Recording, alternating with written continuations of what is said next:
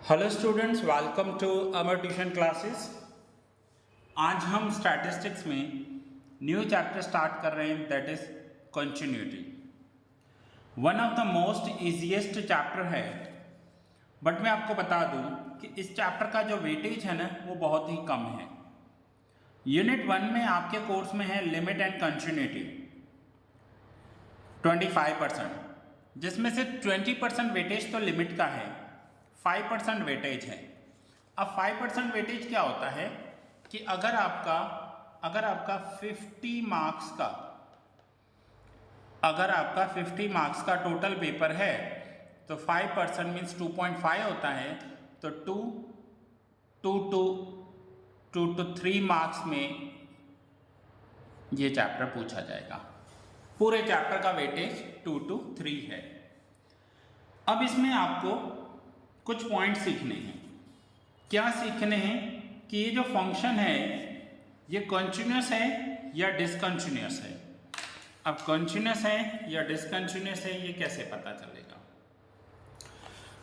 Limit chapter से मिलता जुलता चैप्टर है, इसलिए लिमिट आप पहले कर लीजिएगा। आपको ये बताना है कि ये जो फंक्शन है ये कंटिन्यूअस है या डिसकंटिन्यूअस है। अब कैसे पता चलेगा कि कंटिन्यूअस है या डिसकंटिन्यूअस। तो देखिए, किसी भी वैल्यू के डिवाइड में अगर 0 हो तो कैलकुलेटर भी एरर दे देता है, पता है आपको। देखिए एक एग्जांपल लेते हैं। सपोज करो एक मिस्टर ए है और उसके पास 1 लाख रुपीस है और मिस्टर ए की डेथ हो गई। उसका एक ही बेटा है या एक ही संतान है, तो ये 1 लाख रुपया उसे अकेले को मिलेगा, ठीक है। डिवाइड में 0 नहीं है, that is continuous function. Okay, suppose करो 1 लाख रुपीस मिस्टर ए के पास हैं और उसके 2 बच्चे हैं, तो 50,000 होगा। मिस्टर ए के पास 1 लाख है और उसके 4 बच्चे हैं, हर एक को 25,000 मिलेगा।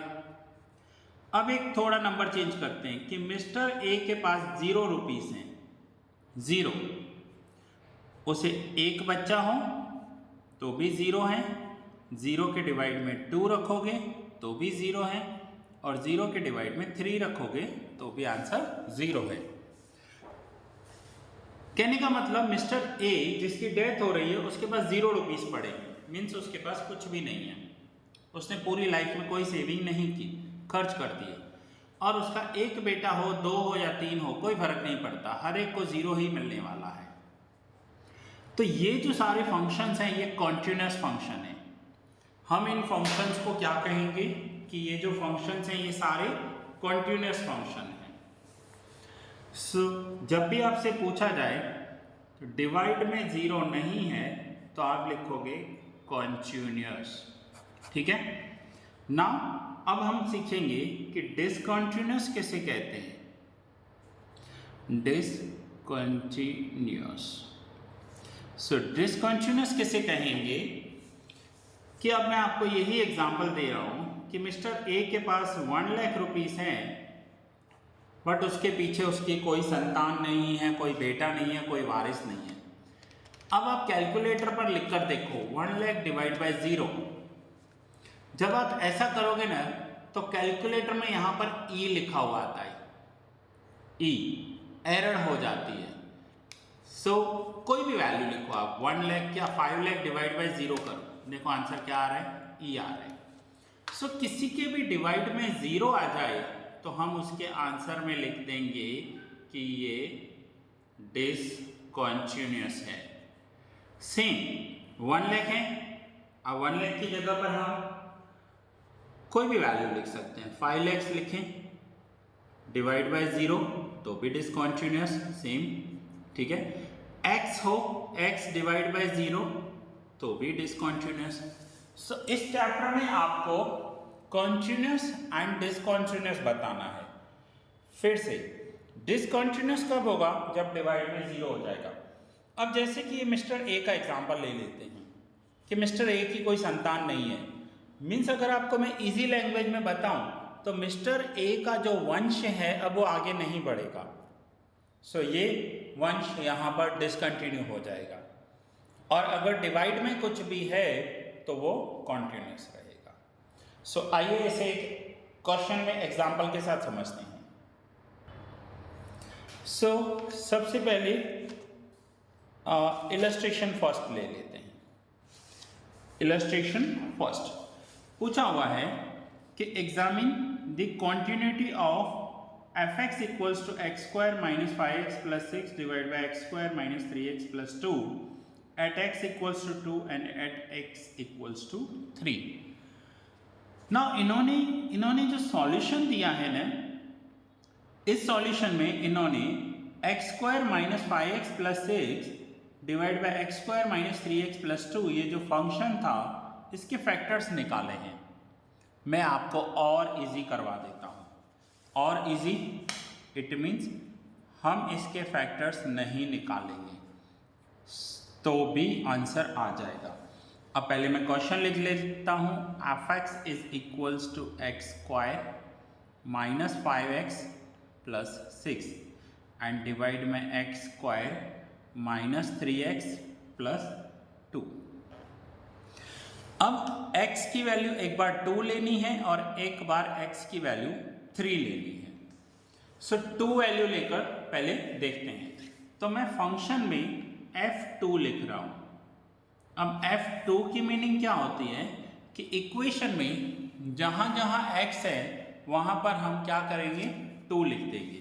तो आइए यहाँ पर 2 स्क्वायर कर देते हैं। 2 square minus 5 into 2 plus 6 divide में लिखेंगे 2 स्क्वायर माइनस 3 इंटू 2, एक्स की जगह 2 लिख दिया प्लस 2। सो 2 स्क्वायर वैल्यू होगी 4 माइनस 10 प्लस 6 और डिवाइड में होगा 4 माइनस 6 प्लस 2। तो ये हो जाएगा 0 अपॉन 0। 0 अपॉन 0 को हम लिख सकते हैं कि which is meaningless, which is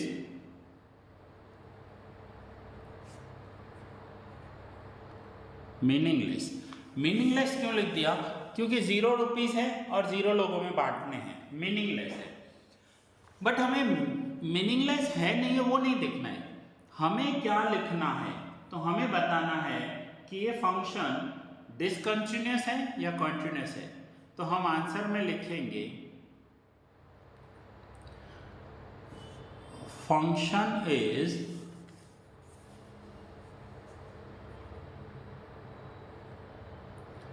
discontinuous at x equals to 2। ये डिसकंटिन्यूअस क्यों लिखा, क्योंकि डिवाइड में 0 आ गया। अगर डिवाइड में 0 नहीं आया होता तो मैं डिसकंटिन्यूअस नहीं लिखता। सो डिवाइड में 0 आ गया इसलिए हमने इसे डिसकंटिन्यूअस कर दिया। नाउ ये हो गया आंसर। अब मैं लिख रहा हूं F3 क्योंकि क्वेश्चन में 2 पॉइंट पूछे हुए हैं, एक 3 पूछा हुआ है, एक 2 पूछा हुआ है। सो 2 पे तो ये डिसकंटिन्यूअस हो गया। अब 3 पे देखें क्या है, तो इक्वेशन में जहां जहां x है वहां वहां हम 3 रखेंगे। सो पहले 3 square minus 5 into 3 plus 6 divide by 3 square minus 3 into 3 plus 2। तो ये हो जाएगा 9 minus 15 plus 6 divide by 9 minus 9 plus 2। So the final answer is 0 upon 2। अब जब 0 अपॉन 2 है सो डिवाइड में देखिए 0 नहीं आया, डिवाइड में 0 नहीं हुआ। अब अगर डिवाइड में 0 नहीं है, हमारी कंडीशन है डिवाइड में 0 नहीं आना चाहिए। अगर डिवाइड 0 हो गया तो फंक्शन डिसकंटिन्यूअस हो जाएगा। तो यहाँ पर लिखेंगे, यहाँ पर आंसर हम देंगे कि फंक्शन is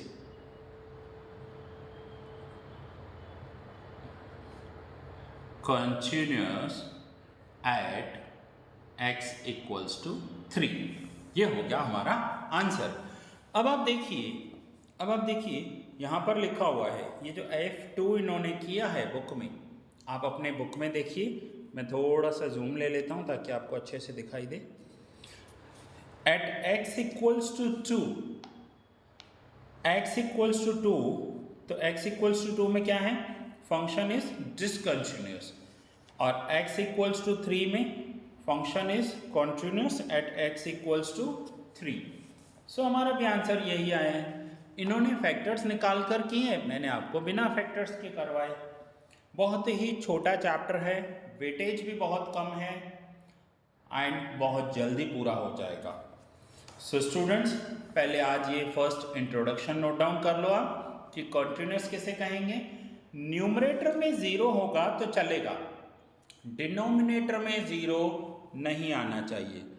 फिर से, न्यूमरेटर में 0 होगा तो चलेगा, डिवाइड में डिनोमिनेटर में 0 नहीं आना चाहिए। अगर डिवाइड में 0 आ गया इट मीन्स डिसकंटिन्यूअस, और डिवाइड में 0 नहीं आया है इट मीन्स कॉन्टिन्यूअस। तो यहाँ पर भी देखिए, इंट्रोडक्शन में मैंने आपको पहले कॉन्टिन्यूअस के एग्जाम्पल्स बताए।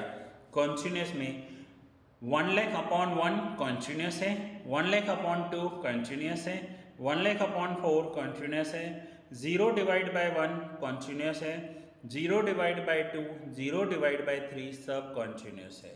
ये सारे के सारे कॉन्टिन्यूअस है। डिसकंटिन्यूअस किसे कहेंगे कि 1 लाख के डिवाइड में 0 आ जाए, 5 लाख के डिवाइड में 0 आ जाए, या x के डिवाइड में डिनोमिनेटर 0 आ गया, दैट मीन्स डिसकंटिन्यूअस।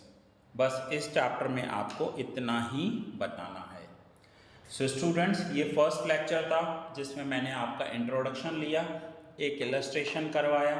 आगे आने वाले लेक्चर्स में मैं आपको और कुछ सम्स एंड इलस्ट्रेशंस करवाऊंगा एंड होमवर्क में दूंगा। सो ये लेक्चर मैं यहाँ ही पूरा कर रहा हूँ। मिलते हैं नेक्स्ट लेक्चर में।